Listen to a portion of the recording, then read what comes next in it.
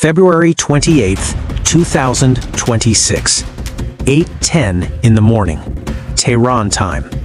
30 Israeli jets dropped bombs on a compound in the Iranian capital in broad daylight. Not at night, not covertly, in the middle of the morning. And when the smoke cleared, the man who had shaped Iran for nearly 40 decades was gone. Ayatollah Ali Khamenei, 86 years old, supreme leader of the Islamic Republic since 1989. Dead. Iranian state media confirmed it. President Trump confirmed it. Prime Minister Netanyahu confirmed it. And the world, every intelligence agency, every oil market, every military base in the Middle East stopped breathing for a moment. Because this is not the end of a story. This is the beginning of one that nobody fully understands yet. And today, right now, we are going to break it down. Clearly, honestly, completely. Let's start with the facts, because in moments like this, facts matter more than anything. The attack took place at 8:10 a.m. Iranian time on February 28th, described as a massive, wildly bold daytime strike that hit senior leaders right out of the gate. Israel's military said the operation was conducted with full synchronization and coordination between the Israeli and U.S. militaries. This was not a rogue operation. This was not a miscalculation. This was deliberate, coordinated, historic. Among those killed alongside Khamenei, Iran's defense minister, the commander of the Revolutionary Guard Corps, and the secretary of the Iranian Security Council. The strikes targeted 24 provinces, killing at least 201 people, according to Iranian media.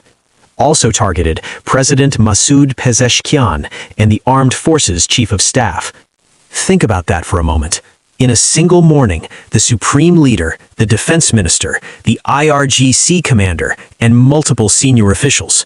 Iran's ex-president Mahmoud Ahmadinejad was also reported killed in the attacks. This was not a targeted assassination. This was an attempt to decapitate an entire government in a single morning. And now, the question that every analyst, every diplomat, and every ordinary person around the world is asking: what happens next? Here is what we know about Iran's response, and it is not surrender. Iranian state TV declared a 40-day mourning period. The government declared 7 days of public holiday. The IRGC issued a statement vowing the Iranian nation would exact a hard, decisive, and regret-inducing punishment on the killers.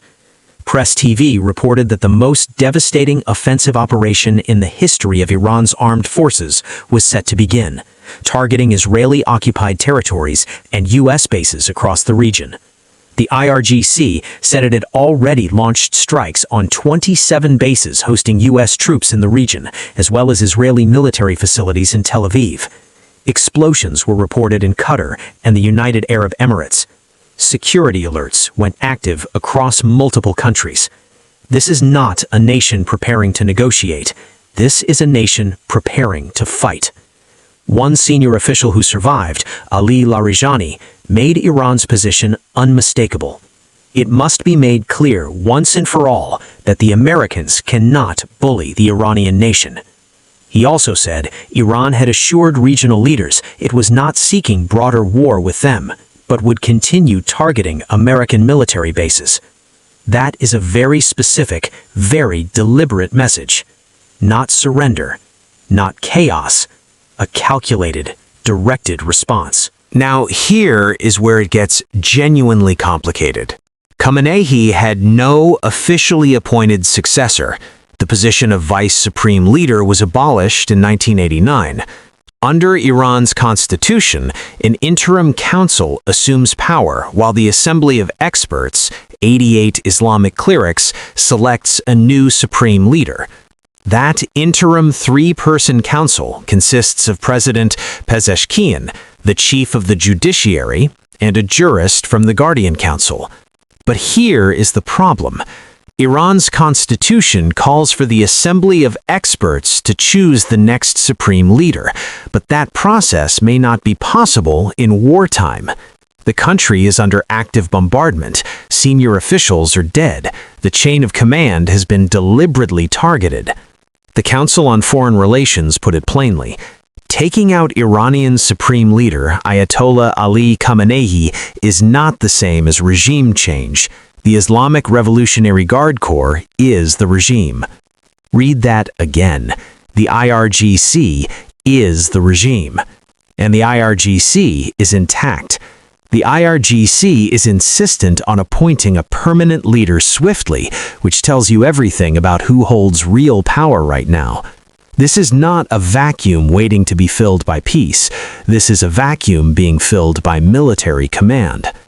Before we go further into strategy and geopolitics, let's talk about the human reality on the ground, because this conflict is not abstract. It never was. Among the attacks, Israel struck 2 schools in Iran, killing at least 108 people at a girls' elementary school in the southern city of Manab and others at a school east of Tehran. Let that land. A girls' elementary school. As news of Khamenei's death spread, cheering could be heard in parts of Tehran from Iranians who had suffered under his decades of repression. But as morning broke, thousands gathered in the capital, waving flags and chanting. An Iranian engineer, now based in the United States, said, "Khamenei is dead. This is the best day of my life." Similar sentiments surfaced across social media platforms. But analysts immediately cautioned, jubilation is not transformation. Protests and riots occurred in multiple countries. In Pakistan, footage showed people setting fire to and smashing windows at the U.S. consulate in Karachi. The UN Secretary General condemned the strikes and called for an immediate return to negotiations to pull the region back from the brink. This is a world simultaneously grieving, celebrating, and preparing for what comes next. And none of those reactions are simple. None of them are clean. Let's zoom out, because this does not stay in the Middle East. Chinese Foreign Minister Wang Yi immediately called Russian Foreign Minister Sergei Lavrov after Khamenei's death was confirmed. Russian President Putin expressed deepest condolences to Iran's president, condemning what he called a cynical violation of all norms of human morality and international law. China and Russia are now watching this with direct strategic interest. Oil markets are moving. The Strait of Hormuz, through which nearly 20% of global oil supply passes, is under threat. Only 27% of Americans approve of the strikes that killed Khamenei, while 43% disapprove, meaning the domestic political situation in the United States is as fractured as the international one. Trump warned Iran it would be hit with a force never seen before if it retaliated. He also told the IRGC to surrender, promising immunity, or in his words, certain death. Iran's exiled former crown prince, Reza Pahlavi, called on the Iranian people to take to the streets and urged security forces to join the nation, or he said, "You will sink with Khamenei's ship." Every major power is now choosing a position. Every military asset in the region is on alert. And the decisions being made in the next 72 hours will shape what the Middle East looks like for the next generation.